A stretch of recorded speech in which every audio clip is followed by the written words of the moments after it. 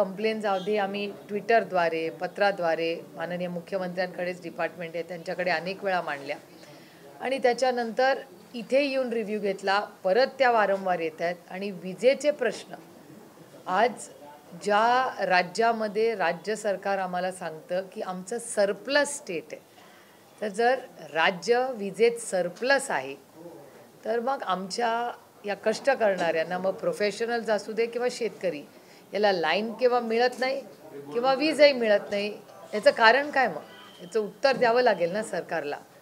जे एकीकडे एवढ्या मोठ्या इन्व्हेस्टमेंट्स तुम्ही येणार म्हणताय आणि बेसिक इन्फ्रास्ट्रक्चरच जर लोकांना मिळत नसेल तर इन्व्हेस्टमेंट कशी राज्यात येणार किंवा आहे ती राहणार कशी? आणि अनेक DPDCच्या काही निधींचे प्रश्न आहेत, वेळेवर पैसे मिळत नाहीत, हाय टेन्शनच्या लाईनचा इश्यू आहे. अनेक विषयांवर सविस्तर चर्चा झाली. बघूया, त्यांनी काही वेळ मागितला 15 दिवसाचा, बघूया पुढे काय होतं. पण पुणे जिल्ह्यामध्ये आज विजेचे प्रश्न आज हे आम्हाला मांडायला लागत आहेत, हे खूप चिंताजनक आहे.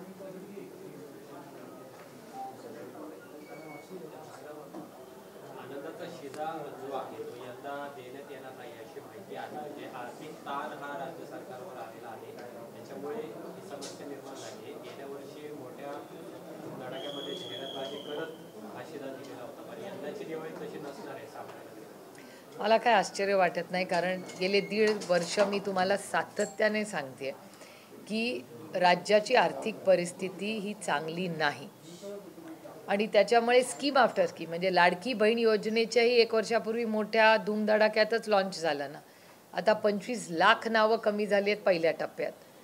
आनंदाचा शिधा हा उपक्रम हा बंद करण्यात आला आहे आणि माननीय भुजबळ साहेबांचं स्टेटमेंट आज तुमच्याच चॅनलवर आलेलं आहे, जे माझ्या फोनवर आत्ता आलं आहे. भुजबळ साहेब असं म्हणत आहेत की फायनान्स डिपार्टमेंटकडून क्लिअरन्स नाही आलं. हे भुजबळ साहेबांचे शब्द आहेत, माझे नाही. त्याच्यामुळे हे माहिती काढावी लागेल की काय खरे म्हणजे काय परिस्थिती आहे राज्याची. मग आर्थिक कारणांमुळे नाही देत आहेत का, म्हणजे भुजबळ साहेबांचं स्टेटमेंट आहे त्याचा अर्थ आपण काय काढायचा हे खूप कॉम्प्लेक्स आहे. कारण का इतका महत्त्वाचा प्रोग्रॅम जर सरकार बंद करत असेल, लाडकी बहीण योजनेमध्ये रोज महिलांचे नावं कमी होत आहेत असं तुमची चॅनल्स म्हणत आहेत, मुलांना स्कॉलरशिपला पैसे वेळेवर मिळत नाहीत, मग दिवाळी तर सोडा सरसकट कर्जमाफी करू असं काल तुमच्या चॅनलवर आम्ही ऐकलं, पण त्याचा रिपोर्टच महाराष्ट्र सरकारने केंद्राला पाठवला नाही आहे. हे खूप चिंताजनक आहे. मग सरकार करतंय तरी काय? जे जर अमितभाई शाह म्हणतात आम्ही मदत करायला तयार आहोत, सरकारने रिपोर्ट पाठवावा, मग इतके दिवस सरकारने रिपोर्ट का नाही पाठवलेला केंद्र सरकारला? आणि जर तुमच्याकडे ह्या सगळ्या सोयी आहेत तर मग तुम्ही शेतकऱ्यांचेच पैसे कापणं, म्हणजे जो शेतकरी अडचणीत आहे त्याच शेतकऱ्यांकडून तुम्ही पैसे मागताय CM रिलीफ. त्याच्यामुळे काय नक्की राज्याची परिस्थिती आहे, जे 1.5 वर्ष सातत्याने मी बोलत आली आहे, हे सगळं या सरकारच्या निर्णयांकृतीमधून तुम्हाला दिसतंय. FRBM ॲक्ट, मी किती वेळा तुमच्याशी बोलले हा विषय. फिस्कल मॅनेजमेंट पण महाराष्ट्र सरकारचं कम्प्लिटली कोलॅप्स झालेलं आहे. आर्थिक परिस्थिती राज्याची प्रचंड अडचणीत आहे आणि फक्त राज्याची नाही. आज एक दुसरा रिपोर्ट आला आहे, 2 रिपोर्ट्स अतिशय महत्त्वाचे आहेत. एक रिपोर्ट आला आहे की वर्ल्ड बँकेचं स्टेटमेंट आलेलं आहे की या जगामध्ये सगळ्यात जास्त लोन घेणारा देश भारत आहे. हे मी म्हणत नाही आहे, वर्ल्ड बँकचा रिपोर्ट आहे, माझ्याकडे ती नोट आलेली आहे. पहिलं. दुसरं, केंद्र सरकारचं फिस्कल मॅनेजमेंट, म्हणजे जसं महाराष्ट्राचं फिस्कल मॅनेजमेंट आहे तसं तिथलं केंद्र सरकारचं आहे. त्यांचं म्हणणं आहे की मागच्या GSTचे रेकॉर्ड कलेक्शन झाले असले, हे सरकार म्हणत असलं तरी फिस्कल मॅनेजमेंटच्या नंबर्समध्ये जे टॅक्सेस झालेले आहेत ते अपेक्षेपेक्षा कमी आहेत. ग्रोथ रेट कमी झाली आहे. हे सगळे मी म्हणत नाही, हे सगळं भारत सरकारच्या अथॉरिटीने सांगितलेली माहिती आहे. आणि सगळ्यात महत्त्वाची गोष्ट की जर एकीकडे सरकार म्हणते सगळं चांगलं चाललं आहे, पण डॉलरच्या विरोधात रुपी हा वीक का होतोय, रोज कमी कमी होतोय. म्हणजे एकीकडे वर्ल्ड बँकचं म्हणणं आहे की सगळ्यात जास्त लोन आपण घेतलं आहे, दुसरीकडे टॅक्स कलेक्शन्सची फिस्कल मॅनेजमेंटमध्ये ह्या क्वार्टरला कमतरता येईल असे लोक शंका जात आहेत. ग्रोथ कमी झालेली आहे, हे सगळे नंबर्स भारत सरकारचे. त्याचबरोबर रुपीची डॉलरच्या विरोधात किंमत कमी होते आहे. म्हणजे आता किती आजचा एक्झॅक्ट माहिती नाही, पण रोज रोज रोज कमी होते. त्याचबरोबर टॅरिफचा एक खूप मोठा इशू हा आपल्यासमोर आहे. जिओ पॉलिटिक्सचा इश्यू आहे. आपले सगळ्या नेबरहूडमध्ये म्हणजे आपल्या सगळे जे सखे शेजारी आहेत तिथे सगळीकडे अडचणी दिसत आहेत. त्याच्यामुळे मग हे जिओ पॉलिटिकल आहे, हे इकॉनॉमिकल आहे. ही परिस्थिती असताना राज्याची आर्थिक परिस्थिती, राज्यांनी घेतलेलं लोन, हे सगळं एवढं कॉम्प्लेक्स होऊन बसलं आहे. मग ह्याची जबाबदारी कोण घेणार? मग नुसती गरीब कष्ट करणाऱ्यांचे पैसे कट करणार, पण 80,000 कोटी रुपयाचा शक्तिपीठाचा रस्ता ज्याची आत्ता कुठलीही गरज नाही. मी इन्फ्रास्ट्रक्चरच्या बाजूनी आहे, पण आधी बेसिक्स आणि नंतर रस्ता. आणि जो रस्ता आहे यांच्याकडे 80,000 कोटी रुपये रस्ता करण्यासाठी आहे, पण आनंदाचा शिधा गरीब कष्ट करणाऱ्यांना द्यायला ह्यांच्याकडे नाही. हे दुर्दैव आहे या सरकारचं. छगन भुजबळ असं म्हणाले की लाडक्या बहिणींमुळे या योजनेला फटका बसलेला आहे. बघा, माननीय भुजबळ साहेब खूप अनुभवी आहेत, ज्येष्ठ आहेत. ते अनेक वर्ष उपमुख्यमंत्री राहिले, ते कॅबिनेटमध्ये राहिलेत. त्याच्यामुळे भुजबळ साहेबांनाच वास्तव माहिती असेल ना. आम्ही तर विरोधी आहोत, आम्हाला कसं डिटेल. आता मी तुम्हाला ज्या ज्या गोष्टी 8 गोष्टी या केंद्र आणि महाराष्ट्र सरकारच्या सांगितल्या त्या वर्तमानपत्र, चॅनल आणि आमच्याकडे जे रिपोर्ट्स येतात त्यातली माहिती आहे. तर जर भुजबळ साहेब म्हणत असतील की एक स्कीम, आता स्कॉलरशिपचे पैसे मुलांचे PhDचे येत नाहीत, ते आंदोलन करत होते. त्यामुळे अनेक, आणि माझं म्हणणं की सरसकट कर्जमाफीचं काय झालं. एकीकडे महाराष्ट्रात एवढं म्हणजे अप्रतिम रिपोर्टिंग तुमच्या चॅनल्सनी केलं, किती मीडियाचं कौतुक केलं तरी कमीच आहे. तुमचे सगळे कॅमेरामॅन आणि सगळे रिपोर्टर्स ज्यांनी ही अतिवृष्टी कव्हर केली त्यांचं खरंच आपण कौतुक केलं पाहिजे. कारण का तुम्ही देशाला, जगाला दाखवून दिलं की किती अडचणीत महाराष्ट्र आहे. जिथे लोक घाबरत होते जायला तिथे जाऊन तुम्ही रिपोर्टिंग करत होता. आणि मग त्या लोकांचं काय झालं? वसुली खरंच महाराष्ट्रात पूर्णपणे बंद झाली आहे का? तर नाही.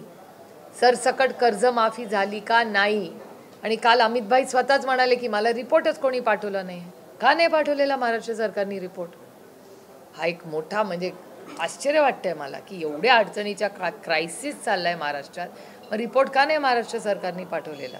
काल केंद्रीय सहकार मंत्री योजनेमध्ये आले होते. समोर बोलताना अजित पवार असं म्हणाले की यापूर्वी अनेक राज्यकर्ते आले, मात्र साखरेला किंवा ऊसाला योग्य भाव मिळाला नाही. अमित शहा आल्यानंतर किंवा ते सहकार मंत्री झाल्यानंतर साखर उद्योगाला मोठं बळ मिळालं. त्यांचा डेटा सांगत असेल. डेटा म्हणजे भारत सरकारचा डेटा वेगळं सांगतो, पण तुझी लोकशाही आहे, प्रत्येकाला बोलायचा अधिकार आहे. तुम्ही डेटा ड्रिव्हन माहिती काढा. दिवाळीच्या तोंडावर महावितरणने वीज दरवाढ केली आहे. 20 ते 95 पैशाची युनिटमध्ये वाढ केली आहे. काय म्हणते? हे वाद घालत होते मीटिंगमध्ये सगळे. त्यांचा सगळ्यांचा विरोध आहे. हे यांनी आत्ता सांगितलंय त्यांनी हात जोडून विनंती केली आहे की वाढवू नका. मीटिंगमध्ये या सगळ्यांनी हात जोडून सरकारला विनंती केली आहे की आत्ता नाही, कधीच वाढवू नका एकतर.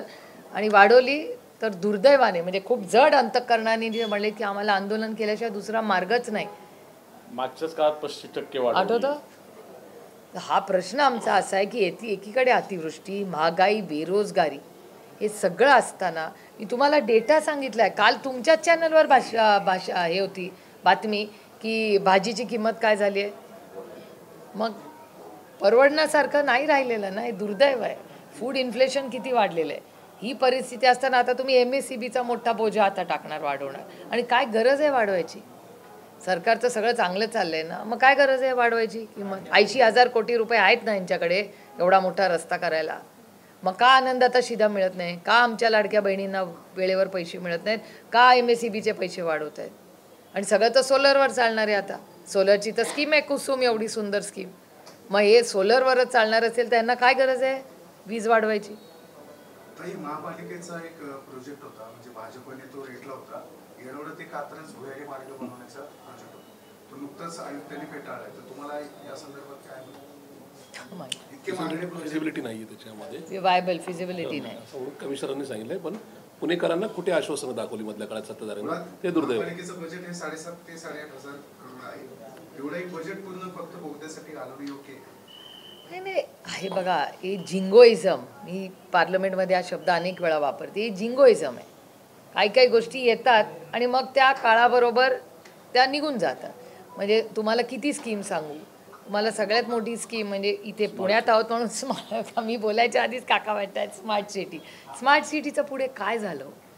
आठवतं तुम्हाला? सगळ्या खासदारांना गावं घ्यायला लावली होती. मग एक गाव प्रत्येक खासदाराने घ्यायचं आणि काय झालं 800 खासदार आहेत ना त्या गावांमध्ये आम्हाला खासदारांना काय विचार जरा सत्तेतल्या खासदारांना पण विचार ते जिंगोइझममध्ये भरडला जातो सर्वसामान्य माणूस ना त्याच्या आयुष्यात कुठं मोठं आता इतके वर्ष तुमच्याकडे तर किती 4 वर्ष पुण्यात इलेक्शनच झालेलं नाही आधीची 5 वर्ष मला सांगा ना की 10 मोठ्या गोष्टी ज्या सरकारमध्ये आल्या की मोठी क्रांती झाली आहे पुण्यामध्ये हां 5 पण नाहीत 5 पण नाहीच ना आता म्हणजे पुण्यासारख्या शहरात मला MSCB ला येऊन मला पिरंगुटच्या माझ्या ह्याला सगळ्या इंडस्ट्रियल एरियाला वीज द्यायचं मला मागावं लागतं म्हणजे हे पहिल्यांदाच झालं असेल की पिरंगुटला बऱ्याला मला वीजच नाही आहे 8-8 तास येते तिथे केवढ्या मोठ्या फॅक्टरीज आहेत गोदरेजची फॅक्टरी आहे कोकोकोलाची फॅक्टरी आहे बजाजची फॅक्टरी सगळे नाराज आहेत सगळ्यांची पत्र येतात मला सारखे फोन येतात किर्लोस्करांचं मोठं प्लांट आहे नेशनवाईड सिरियस इश्यू झाला आहे 18 मुलांचा कफ सिरपच्या पॉयझनस इंटेक म्हणून मृत्यू झाला आपल्या स्टेटमध्येही त्या कोल्ड्रिंक कफ सिरपवरती बंदी घातली पण या अशा पद्धतीची घटना किंवा ही इतर हे दुर्लक्ष आहे याच्याबाबत तुम्ही काय भूमिका मांडता नाही याची इन्क्वायरी झाली पाहिजे तातडीने केंद्र सरकारच्या लेवलला झाली पाहिजे आणि 0 टॉलरन्स अशा गोष्टी होतातच कशा एवढं मोठं FDA एवढे नियम कायदे आपण लावले आहेत मग या गोष्टी होतातच कशा मंत्रालय काय करते ते याचं उत्तर द्यावं लागेल केंद्र सरकारला एखाद्याची पूजा आहे ती मुख्यमंत्र्यांच्या हस्ते होते आणि कार्तिकी एखाद्या उपमुख्यमंत्र्यांचा त्यांच्या पक्षाचा अंतर्गत कोणी करायचं याच्यावर 2 उपमुख्यमंत्री आहेत तो त्यांचा प्रश्न आहे ते बघून घेतील ना त्यांना सांगा ते तुम्ही पूजा ज्यांनी करायची आहे त्यांनी करावी माझी पांडुरंगाला एवढीच विनंती आहे की आमच्या अडचण पूजा कोणी करावी सरसकट कर्जमाफी त्यांनी तातडीने करावी एवढीच आमची मागणी पूजा ते कोणी करावी तर त्यांचा अंतर्गत प्रश्न आहे पैसे अजून दिलेले नाहीत आता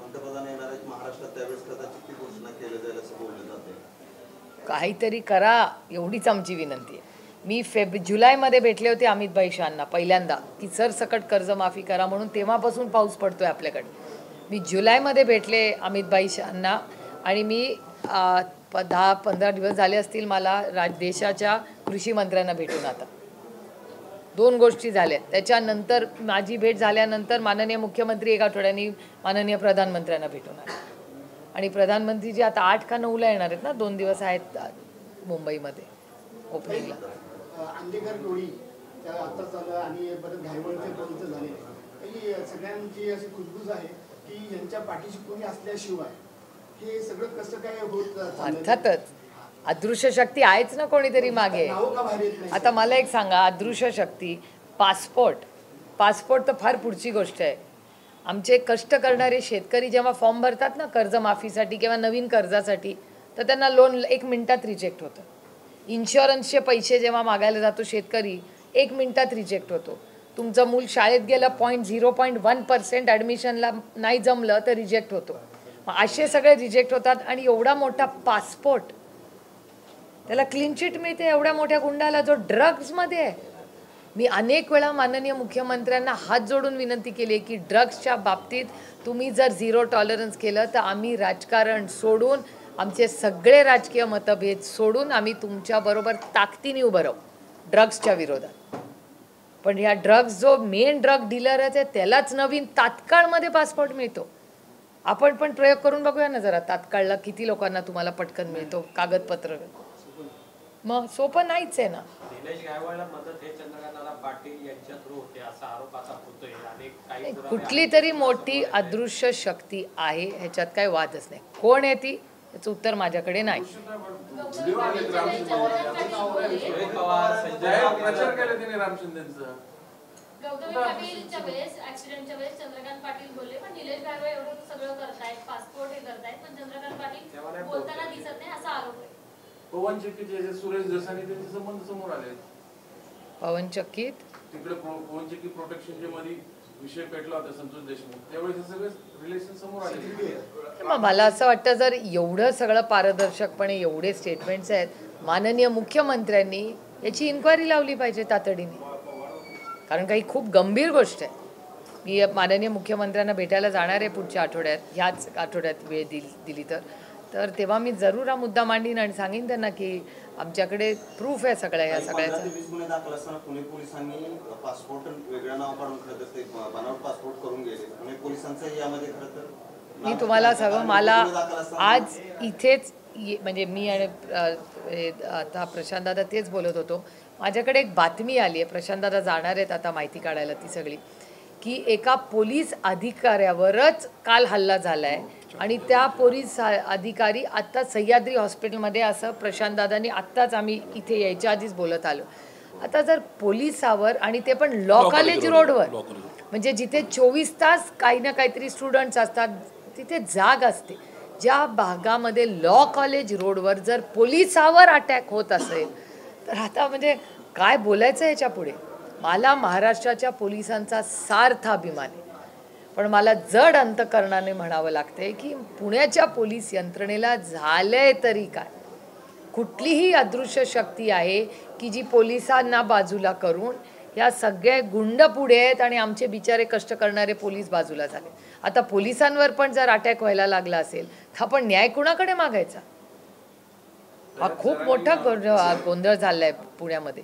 जरांगेंनी आता आरोप केलाय की भुजबळ आणि पळे गँगनी पॉवर फॅमिलीचं पॉलिटिक्स संपवण्याचं वेळ उचललं की आता ही लोकशाही आहे, प्रत्येकाला त्याचं मत मांडण्याचा अधिकार आहे. ठाकरे ब्रदर्समध्ये 40 मिनिटांची एक मीटिंग झाली. तुम्ही त्या बारशाला जाऊन आलात, त्याच्यानंतर ते आले तिथं आणि परत नंतर राज ठाकरे मातोश्रीवरती गेले.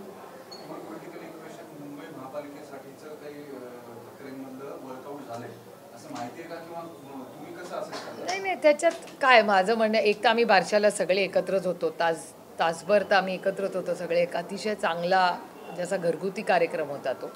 आम्ही जेवलोही सगळे एकत्र आणि खूप चांगलं नियोजन, अगदीच घरगुतीच कार्यक्रम होता. तिथे अर्थातच काही राजकारणाचे विषय नाही. त्यानंतर ते दोघं जर भेटले असतील तर त्याच्यात गैर काय. आणि माझं म्हणणं आहे की आपल्याला आठवत असेल, आपण पुण्यात आहोत, जेव्हा राष्ट्रवादी काँग्रेस पक्ष आणि काँग्रेस एकत्र सत्तेमध्ये 18 वर्ष होतं आम्ही, त्यावेळेस पुण्यामध्ये आपण वेगळेच लढायचो ना. आपण कधी काँग्रेसबरोबर एकत्र लढलोय. मग जिल्हा परिषद काही ठिकाणी एकत्र, काही ठिकाणी वेगळी. मुंबईत आम्ही एकत्र लढायचो, पण मुंबईच्या बाहेर अनेक जिल्ह्यांमध्ये काँग्रेस आणि राष्ट्रवादी काँग्रेस वेगळी लढलेली आहे.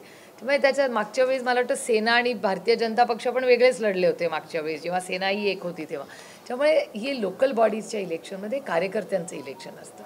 प्रत्येक पक्षाला असं वाटत असतं की आपल्या सहकार्याला, कार्यकर्त्याला संधी मिळावी. त्याच्यामुळे ह्या गोष्टी दोन्ही बाजूनी होत राहतील. इक्वेशन वर्कआउट होतंय तसं एक गॉसिप ऐकतो आम्ही, चर्चा ऐकतो लोकल बॉडी इलेक्शनमध्ये किंवा पुण्यामध्ये अजित पवारांचे राष्ट्रवादी आणि शरद पवारांचे राष्ट्रवादी हे अलायन्समध्ये निवडणुका लढतील असे चर्चा सुरू आहे. कसं एका लोकशाहीमध्ये नाही, लोकशाहीमध्ये चर्चाही झालीच पाहिजे. We have to agree to disagree. त्याच्यामुळे जर चर्चा होत असतील, तुम्ही गॉसिप शब्द वापरला, त्याच्यामुळे ह्या माझ्या कानावर नाही आलेल्या, पण जर होत असतील तर म्हणजे ह्या चर्चा होत असतील एका लोकशाहीमध्ये, माझं तर म्हणणं आहे सगळ्यांनीच सगळ्यांचं बोललं पाहिजे. जे मी काल विनय सहस्त्रबुद्धेंबरोबर 1 तास होते, एका कार्यक्रमाला आम्ही गेलो होतो दोघंही, तेही होते, मी होते. आमच्या छान गप्पा झाल्या, काही पुस्तकांवर चर्चा झाली. असं नसतं ना की 2 वेगळ्या राजकीय विचारधारेचे लोक जर एकत्र भेटले तर काही लढाईच झाली पाहिजे हा आग्रह कशाला. चर्चाही होऊ शकते ना. नाही, कन्सेंटचा विषयच नाही. एक तर आमचा पक्ष असा हायरार्किकल कन्सेंटनी चालत नाही. आमचा पक्ष चर्चेनी, लोकशाही पद्धतीने चालतो. त्याच्यामुळे आमचे जे काही निर्णय होतील ते आमचे स्थानिक नेते त्या जिल्ह्यात, त्या तालुक्यात, आता जसं आता एक तर इलेक्शन कधी होणार आहे देवालाच ठाऊक. त्याच्यामुळे ते सगळी प्रक्रिया जशी जशी पुढे जाईल तशी त्याच्यात पारदर्शिकता आणखीन येत राहील. पोलिसांनी जप्त केलेले अंमली पदार्थ ज्यांच्या ताब्यात ठेवले जातात त्याच न्यायाधीशांनी अंमली पदार्थ सेवन केल्याचा प्रकार समोर आलाय आणि त्यांना बडतर्फ केलंय. आतापर्यंत असा जेव्हा प्रकार समोर आला तेव्हा त्यांना अटक करण्यात आली होती, मात्र यांना बडतर्फीची कारवाई करण्यात आली. ह्याला स्ट्रॉंग रिॲक्ट. माझं म्हणणं आहे की ड्रग्सच्या बाबतीत झिरो टॉलरन्स हा केंद्र कुणाचंही सरकार असू द्या, आमचं किंवा त्यांचं ह्याच्यात असलंच पाहिजे. आणि हे जर खूप लाईटली काही घेतलं असेल तर आम्ही ताकदीने त्याच्या विरोधात स्टँड घेऊ. कधी आज मुंबई महापालिकेमध्ये महापौर हा ठाकरे बंधूंचा होईल. मराठी अस्मितेसाठी मुंबईमध्ये फक्त 2 पक्ष लढतात, एक म्हणजे राज ठाकरेंची मनसे आणि दुसरी आपली शिवसेना. त्यांच्या दोघा बंधूंची राजकीय चर्चा जी आहे खूप लांबपर्यंत गेलेली आहे. आता परतीचे 2 नाही आहेत, ते दोघे एकत्र येतील. मुंबई महापालिकेमध्ये महाविकास आघाडी म्हणून राज ठाकरेंना सोबत घेणार की राज ठाकरे आणि शिवसेना वेगळी लढणार आणि तुम्ही महाविकास आघाडीचे पक्ष वेगळे? बघूया ना, जेव्हा आमची सगळ्या महाविकास आघाडीची चर्चा होईल तेव्हा कळेल पुढच्या 1-8 दिवसामध्ये, कारण का बरीच इलेक्शन्स लागली आहेत आता. 2-3 बाकीची इलेक्शन्स आहेत त्याची चर्चा पुढच्या मला वाटतं सपकाळजी पण वर्ध्याला गेले होते ते मला बुधवारी मुंबईला आम्ही दोघं भेटणार आहोत. त्यामुळे पुढे कशी चर्चा होईल. माननीय जयंत पाटील पण त्यांच्या मतदारसंघात 5 दिवस होते. जयंतराव काल रात्री पुण्याला आले, मुंबईला आलेले आहेत. मी उद्या रात्री जाईन, परवा येईन. त्यामुळे पुढच्या 2-4 दिवसामध्ये सगळीकडेच क्लॅरिटी. सोबत आले तर महाविकास आघाडीचा फायदा होईल की 2 ठाकरे बंधूंनी वेगळे? आम्ही फायद्या आणि तोट्यासाठी करत नाही राजकारण. आम्ही लोकांची सेवा करण्यासाठी राजकारण करतो. त्याच्यामुळे आता पुढे काय निर्णय, कशी चर्चा होईल ही पुढच्या महिन्याभरात सगळं चित्र स्पष्ट होईल. पुण्यात दोन्ही राष्ट्रवादी एकत्र येणार की नाही, येऊ शकतात की नाही? नाही, आता अजून काय चर्चा नाही, कारण का इलेक्शन कधी हेच माहिती नाही. राज्यासमोर एवढे मोठे प्रश्न आहेत. एक तर गेले 15 दिवस अतिवृष्टी ह्याच्यामध्येच आमचे सगळ्यांचे गेले. त्याच्यानंतर महाराष्ट्रात होणारी अतिवृष्टी, आमची कर्जमाफीची मागणी, इथे पुण्यात वाढलेला क्राईम, विजेचे प्रश्न पुण्याचे, इतके मोठी आव्हानं पुण्यामध्ये आहेत. त्यामुळे सगळीच सहकारी माझे हे सगळे या कामातच व्यस्त आहेत. त्याच्यामुळे एकदा इलेक्शनचं नक्की कधी काय होतं आहे, त्याच्यानंतर काँग्रेसची चर्चा, शिवसेनेची चर्चा, हे तर सगळे करतच असतात. आणि आता पुढे कळेल ना, चान्सेस आहेत का नाही आहेत हे सहकारी सगळे ठरवतील पुढे कसं. झालं का फायनल? नाही नाही, हे दौंडचं विचारतायत. दौंड झालं फायनल? नाही, मला नाही माहिती. कलेक्टर आज येतील ना रात्री. नाही नाही, पण फायनल झालंय का पीएमचा प्रोग्राम? कधी कधी नक्की? मग येईल. मला जर आला तर निमंत्रण नक्की येईल. का नाही येणार? मी तर ऑलरेडी केलेली आहे. मी पीएमला पत्रही लिहिलेलं आहे. मी यांना भेटून पण आले ना, कृषी मंत्र्यांना. नाही नाही, आमची ऑलरेडी पाठपुरावा केंद्राकडे चाललाच आहे. सगळ्यांचाच चाललेला आहे केंद्राकडे. म्हणजे शिवराज सिंगजींना मी स्वतः भेटून आले. आदरणीय पवारसाहेब स्वतः बोलले. अमित शहांना मी तर मार्च जुलैमध्ये पत्र केलं होतं. इथे गौतमी पाटीलच्या गाडीचा अपघात झाला होता पुण्यात. ती नव्हती त्यावेळेस गाडीमध्ये. तुमच्याच मतदारसंघात झालेला. तुमच्याकडे काय माहिती? असं म्हणतायत की आता तिच्यावरती कारवाई करावी, तिला अटक करावी, असं चंद्रकांत नाही, माझ्या मत डीसीपींना की उचलायचं नाही असं एक शब्द वापरला. ह्याच्याबद्दल मी काल मुंबईत बोललेले आहे, ऑलरेडी बोललेले आहे. पण मी म्हणजे माझ्या मतदारसंघात ॲक्सिडेंट झाला म्हणून मी काही फोन करून काही वेगळी माहिती कुणाकडून घेतलेली नाही आहे. माझ्याकडे जी माहिती आहे ती टेलिव्हिजन आणि आजच्या वर्तमानपत्रातली एवढीच सीमित आहे. कारण का साधारणपणे मी कधी माहिती घेते जेव्हा खूप काही वारंवार एखादे, म्हणजे काकांना आठवत असेल, आम्ही खूप वेळा नवले ब्रिजमध्ये आम्ही अनेक वेळा गेलो, कारण का तिथे ब्लॅक स्पॉट्स होते, वारंवार ॲक्सिडेंट्स होत होते, लोक जात होते. तेव्हा आम्ही तिथे सगळ्यांनी, ह्या सगळ्यांच्या आणि सगळ्याच पक्षाच्या लोकांना आम्ही एकत्र घेऊन गेलो त्यावेळेस. शिवसेना असेल, काँग्रेस असेल, सगळ्यांनाच घेऊ की आपण हे ब्लॅक स्पॉट्स काढूया. आणि गडकरी साहेबांची त्याच्यात खूप मदत झाली, NGOची. त्यामुळे आम्ही इंटरव्हेन्शन कधी करतो जेव्हा काहीतरी असं आमच्या लक्षात येतं की नाही, इथे काहीतरी ब्लॅक स्पॉट आहे म्हणून. आणि मला वाटतं पोलीस यंत्रणे आणि पण काल पोलीसची यंत्रणा, बापू पठारे, तिथे काहीतरी काल एक कंप्लेन आली, त्यांच्यावर काही हल्ला झाला अशी बातमी काही आली. त्यामुळे त्याच्यासाठी पोलीस कमिशनरांशी बोलून की काहीतरी मार्ग काढा. महाराष्ट्रात पुणे शहरामध्ये हा जो क्राईम वाढतो त्याचा उल्लेख मी आधीही केला की काल रात्री एका पोलिसावर हल्ला झाला. एवढी मोठी आव्हानं राज्यासमोर आहेत. त्यामुळे थोडा समंजसपणा आम्ही सगळ्यांनीच दाखवला पाहिजे. आणि पोलीसवर माझा पूर्ण विश्वास आहे, पण पुण्याच्या पोलिसांच्या मागे जी अदृश्य शक्ती आहे, ती अदृश्य शक्ती कोण आहे आणि काय, आणि त्याच्यामुळे पोलिसांची इतकी बदनामी होते आणि पुण्यात क्राईम वाढतोय, हे खूप दुर्दैवी आहे. चंद्रकांत पाटलांनी जी तत्परता दाखवली ती निलेश गायवळ किंवा अंधेकरांच्या वेळेस दाखवली नाही असा पण आरोप. नाही, आरोप रास्त आहेत ना, कारण का data speaks louder than words. मी डेटा ड्रिव्हन बोलते सगळ्या, कारण का आपली क्रेडिबिलिटी डेटावर असते. नुसती पॉप्युलॅरिटीवर आपण बोललो, तुम्ही म्हणला अरे सुप्रिया सुळे त्या दिवशी ते हे बोलून गेले, डेटा तर काहीतरी वेगळंच दाखवतोय. त्यामुळे डेटा ड्रिव्हन जर आपण सगळं बघितलं तर डेटा दाखवतोच आहे ना की जे गुन्हेगार आहेत, ज्यांनी ड्रग्जमध्ये त्यांच्यावर आरोप आहे, जे त्यांचा पासपोर्ट काढून घ्यायला पाहिजे होता किंवा घेतलाही होता, त्यांनी फेक पासपोर्ट, म्हणजे हे खूप मोठा क्राईम आहे. म्हणजे हे तर मी MEA पर्यंत रेस करणार. मी जयशंकरजींशी बोलणार ह्याच्याबद्दल की ज्या तुम्ही इथे तात्काळ आणि खूप सिम्प्लिफाय करायला एकीकडे जयशंकरजी करतायत आणि दुसरीकडे पुणे जिल्ह्यामध्ये खोटे पासपोर्ट फेक पासपोर्ट्स घेऊन लोक परदेशी जात आहेत. म्हणजे हा MEAचाच मोठा अपमान आहे. आणि MEA आणि महाराष्ट्र सरकार एकाच विचाराचं सरकार आहे असंही नाही आहे की तिथे काहीतरी वेगळा विचार चालला इकडे. म्हणजे जयशंकरजींना इंटरव्हेन्शन करायला लागेल, होम मिनिस्ट्रीपर्यंत न्यायला लागेल हा विषय मला तर. नहीं पहला हिंदी पहला हिंदी मराठी खत्म होने दो. पासपोर्ट काढण्यामध्ये पोलीस व्हेरिफिकेशन होतं, त्याच्यामध्ये पोलीस अधिकाऱ्यांची प्रायमरी चूक आहे का किंवा जर चूक असेल आता माहिती नाही ह्याचं उत्तर आपल्याला होम मिनिस्ट्री आणि MEA ministry of external affairs या दोघांनाही विचारावं लागेल. आणि मी या संदर्भात पत्र दोघांनाही लिहिणार आहे, महाराष्ट्राच्या आणि भारताच्या पण. नाही आधी कळू तर द्या कोणी केलंय, फेक केलंय म्हणजे पोलिसांनी सही केली आहे का दुसरं कोणी एक मोठं रॅकेट चाललंय. आता फेक आधार कार्ड, आता वोट चोरी कुठून होतीये यांना विचारा ना. यांनी किती दाखवलंय आपल्याला एव्हिडन्स की ती यंत्रणा ना एक पॅरलल यंत्रणा वोटिंग कार्ड देते, पॅरलल यंत्रणा आधार कार्ड देते.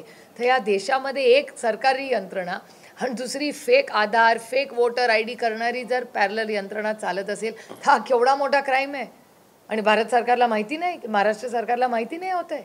खोटा पासपोर्ट मिळू शकतो, धक्कादायक आहे.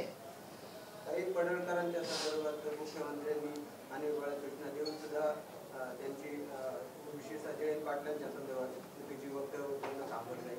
तुम्हाला कसं वाटतं? रामकृष्ण हरी. पुणे पोलीस सध्या राज्य नेत्यांसारखे दौरे करत फिरत आहे. व्हिडिओ व्हायरल होतो, त्याच्यामध्ये सगळं ट्रॅफिक थांबवलेलं आहे आणि आयुक्तांची गाडी झाली, त्याच्यामागे एक गाडी चालली आहे. बऱ्याच वेळा व्हिडिओ पण नाही व्हायरल. कसं आहे, कदाचित ह्या सगळ्यांनी माननीय प्रधानमंत्र्यांचं स्टेटमेंट ऐकलं नसेल. माननीय प्रधानमंत्री लाल दिव्याच्या कल्चरच्या विरोधात आहेत म्हणून त्यांनी लाल दिवे काढून घेतले, हे स्टेटमेंट आहे त्यांचं. त्यानंतर स्वतः ते म्हणतात की मी प्रधान सेवक आहे, प्रधानमंत्री नाही. तर हे त्यांच्याच विचाराच्या लोकांमध्ये जर पर्क्युलेट होत नसेल तर हे किती दुर्दैवी आहे. नाही, राज्यात खरं तर आता शेतकऱ्यांना तातडीची मदतीची गरज आहे, पण दुसरीकडे रोज ह्या जातीला त्या जातीविरोधात भिडवलं जातं, वाद होतात, मोर्चे आंदोलनं. मी पुरोगामी महाराष्ट्राला हे पुरवणार आहे का? याचं उत्तर महाराष्ट्राच्या माननीय मुख्यमंत्र्यांनी द्यावं लागेल. कारण का मी विनम्रपणे महाराष्ट्राच्या माननीय मुख्यमंत्र्यांना हात जोडून अनेक वेळा तुमच्या चॅनलच्या माध्यमातून, ट्विटच्या माध्यमातून, पत्राच्या माध्यमातून विनंती केली आहे की महाराष्ट्रासाठी हे जे काय वातावरण आहे हे चिंताजनक आहे. तुम्ही एक ऑल पार्टी मीटिंग बोलवा, सगळ्या पक्षाच्या लोकांना बोलवा. महाराष्ट्राच्या ऐक्यासाठी, महाराष्ट्राच्या हितासाठी, महाराष्ट्राच्या समृद्धीसाठी आपण सगळ्यांनी कधीतरी आपले मतभेद बाजूला ठेवून महाराष्ट्राच्या हितासाठी एकत्र बसलं पाहिजे. कारण का बाकीच्या राज्यांमध्ये नाहीतर सगळ्या इन्व्हेस्टमेंट, सगळी ग्रोथ, सगळा विकास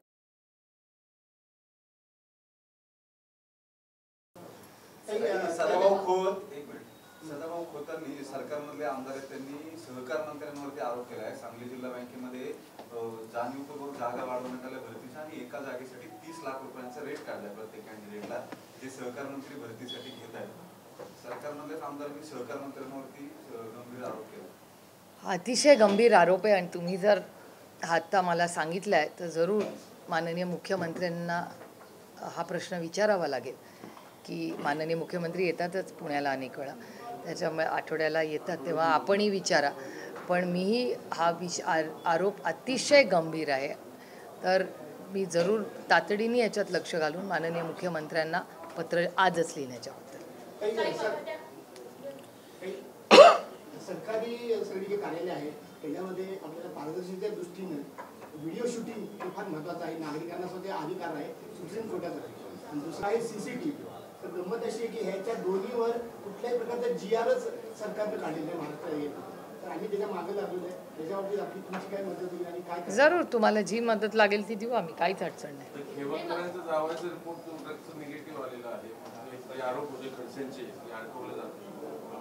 हे मी पहिल्या दिवसापासून म्हणते की जो काही सरकार करावं, एकतर राजकारण हे दुर्दैव आहे. मी खूप जड अंतकरणातून म्हणते की दुर्दैव आहे की गेल्या काही दिवसात ज्या पद्धतीने आरोप प्रत्यारोप केले जात आहेत, राजकारण इतकं खालच्या पातळीवर किंवा गलिच्छ झालेलं आहे की लोक कुटुंब आणि अशा गोष्टी बोलत राहतात. हे दुर्दैव आहे. आणि म्हणजे माझं तर वैयक्तिक मत असं आहे की कुठल्याच पक्षाचे म्हणजे हे फक्त आमच्या नाही सगळ्याच पक्षातल्या जे लोक त्यांच्या कुटुंबाबद्दल कुणाचंही असेल आम्ही कधीच कुटुंबावर आरोप केले नाहीत आणि करणारही नाही. आम्ही ठरवलेलं आहे आमची लक्ष्मणरेखा काय. त्यामुळे जे सत्तेमध्ये आहेत त्यांनीही सूडबुद्धीने वागू नये अशीच अपेक्षा. आणि हे एकीकडे छत्रपतींचा महाराष्ट्र शाहू फुले आंबेडकरांचा महाराष्ट्र हे म्हणतात पण त्यांच्या कृतीमध्ये आणि त्यांच्या भाषणांमध्ये खूप अंतर हे आपल्याला दिसतं.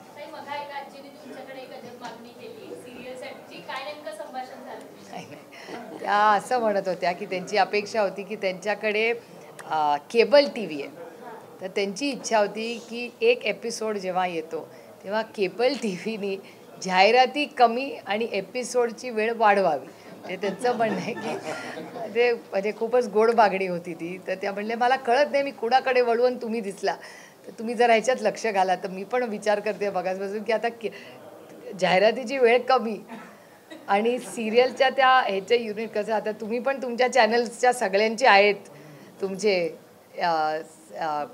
सिरियल्स सगळ्यांचे तर तुम्ही तुमच्या डिरेक्टर्सला विचारा की तुमची वेळ वाढवू शकता का आणि जाहिराती कमी करून जास्त टी व्ही सिरियल चालेल याच्यासाठी करूया. It is quite sweet. हाँ चलो अभी किसकी सुप्रीम कोर्ट ने सेंट्रल को नोटिस इशू किया है उसका जो आंदोलन शुरू था उसके बिहार पर कार्रवाई क्यों करी गई. सोनल वांचुक जी की मिसेस दिल्ली में है. मैंने आज सुबह भी देखा कपिल सिब्बल जी उनकी तरफ से वकील नामा लेके खड़े हुए हैं. मेरे ख्याल से किसी ने भी आंदोलन किया इंक्वायरी कर लीजिए कोई दिक्कत नहीं पर जो भी निर्णय हो वो संविधान के चौखट में ही होना चाहिए. ये देश भारत रत्न डॉक्टर बाबा साहेब आम्बेडकर के संविधान से चलेगा किसी की मन मर्जी से नहीं चलेगा. राज्य का प्रश्न है अभी तक मदद के लिए कोई भी पत्र नहीं. ये बहुत दुख की बात है. कल मैंने अमित भाई शाह जी का जो भाषण था वो सुना आप ही के चैनल पे कि उन्होंने कहा कि अभी तक महाराष्ट्र सरकार ने रिपोर्ट नहीं भेजा. मुझे आश्चर्य लग रहा है कि महाराष्ट्र की सरकार ने रिपोर्ट कैसे नहीं भेजी. माननीय राज्य के मुख्यमंत्री प्रधानमंत्री जी को मिलने गए थे कुछ कागज की चर्चा भी हुई ऐसे माननीय मुख्यमंत्री जी ने कहा है. तो फिर उस मीटिंग में क्या हुआ इसका जवाब माननीय मुख्यमंत्री जी को देना पड़ेगा. इसकी पूरी इंक्वायरी होनी चाहिए देश भर में और जो मंत्रालय है जिसने निर्णय लिया है और डिस्ट्रीब्यूशन किया है उसको तो मतलब इमीडिएटली अरेस्ट होनी चाहिए और एक्शन लेना चाहिए.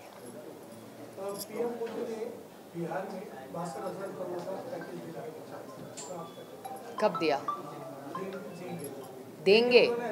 हाँ ये तो आपको पता है कि हर इलेक्शन में बड़े सारे पैकेजेस के अनाउंसमेंट महाराष्ट्र में आप देखें महाराष्ट्र में क्या बोला था कि सरसकट कर्ज माफ़ी करेंगे तो कहा था ना कि ऋण माफ़ करेंगे. कहाँ ऋण माफ़ हुआ.